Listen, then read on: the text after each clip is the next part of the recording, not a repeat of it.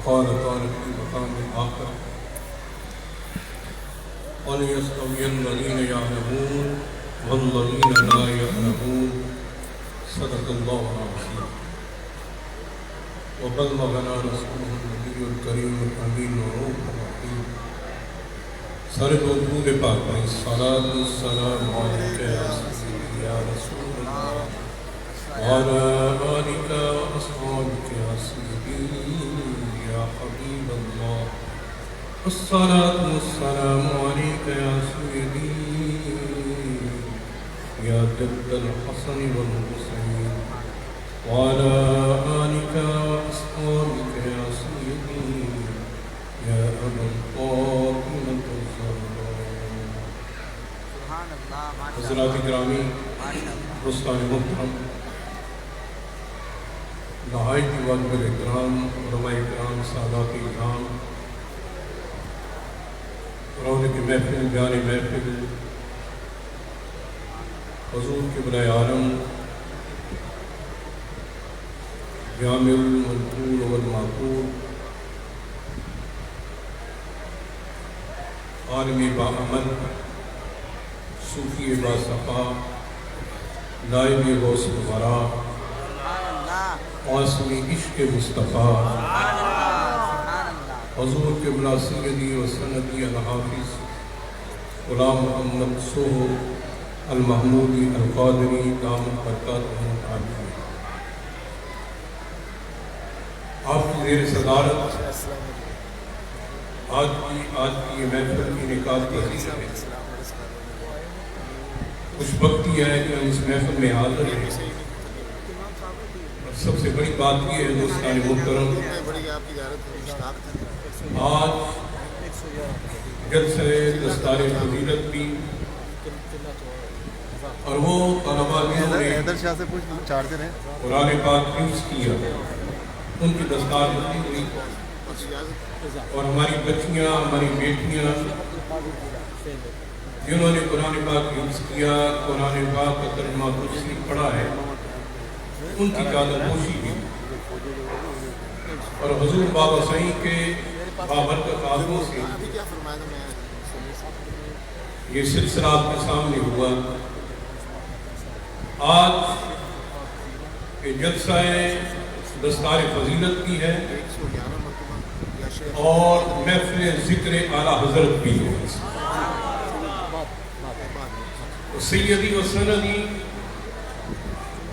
اعلیٰ حضرت عظیم البرکت امام اہل سنت مجدد دین و ملت الشاہ امام احمد رضا خان فاضل بریلوی رحمت اللہ تعالیٰ علیہ جن کا سایہ بر صغیر پاک و ہند ہی پہ نہیں بلکہ ان کے علم ان کی ثقافت ان کی فقاہت ان کا تبحر علمی اور حضور اعلیٰ حضرت کی صوفیانہ روش کا سایہ صرف بر صغیر پاک و ہند پہ نہیں بلکہ پوری دنیا کے عاشقان رسول کے سر کے اوپر ہے یہ ہماری سعادت ہے اتنا بڑا امام اللہ نے ہم سب کو عطا فرمایا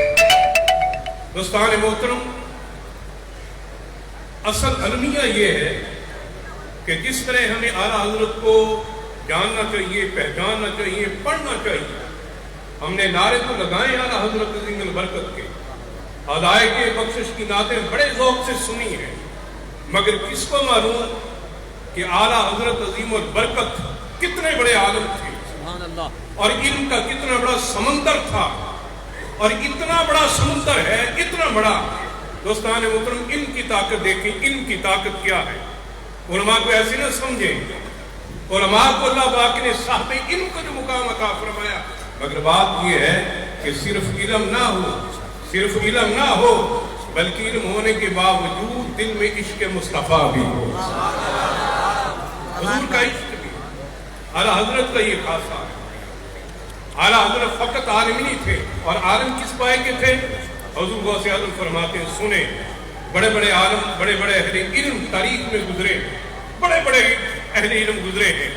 مگر جو مقام اللہ نے اعلیٰ حضرت عظیم البرکت کو عطا فرمایا وہ بڑوں کے حصے میں نہیں آیا. اس لیے وجہ کیا تھی؟ حضور غوث اعظم فرماتے ہیں ان کا قول پہ سنے قصیدہ غوثیوں میں سے غوث پاک فرماتے ہیں کہ درست و علم حتی صرف و قطبہ، ایک علم کی طاقت ہے. یہ کالا کالا رسول کی دولت کو عام نہ سمجھے. یہ روایت حدیث، یہ تفسیر قرآن، یہ فقہ و منطق، یہ بیان و جفر، یہ جتنے علوم ہیں، ان مدرسوں میں بیٹھ کر جو علوم پڑھائے جاتے ہیں یہ ایسے معمولی علم نہیں. حضور غوث پاک فرماتے ہیں میں نے اتنا علم پڑھا اللہ نے میرے علم کی وجہ سے مجھے کتب کا درجہ عطا فرمایا. کتب کا درجہ عطا فرمایا. دوستان محترم، اعلیٰ حضرت عظیم البرکت امام ابو حنیفہ سے لے کر اعلیٰ حضرت تک دیکھیں. جس امام کو آپ مانتے ہیں نا، میں سادی سی زبان میں عرض کرنا چاہتا ہوں ہمارے امام کا علمی مقام کیا تھا، اعلیٰ حضرت کا علمی مقام کیا تھا. علامہ اقبال کو جانتے کہ نہیں جانتے؟ بھی جانتے ہیں. علامہ اقبال صرف شاعر نہیں تھے بلکہ ڈاکٹر بھی تھے. ڈاکٹریٹ کی ڈگری تھی علامہ اقبال کے پاس، پی ایچ ڈی ڈاکٹر تھے، فلسفہ کے ماہر تھے. جرمنی میں جا کر، یورپ میں جا کر علامہ اقبال نے تعلیم حاصل کی. وہ اقبال کیا کہتے ہیں؟ علامہ اقبال فرماتے ہیں جب انہوں نے اعلیٰ حضرت کی کتابیں دیکھی، اعلیٰ حضرت کا علمی کام دیکھا تو علامہ اقبال فرماتے ہیں فرمائے اس طرح کا شخص، اس طبقہ کا، اس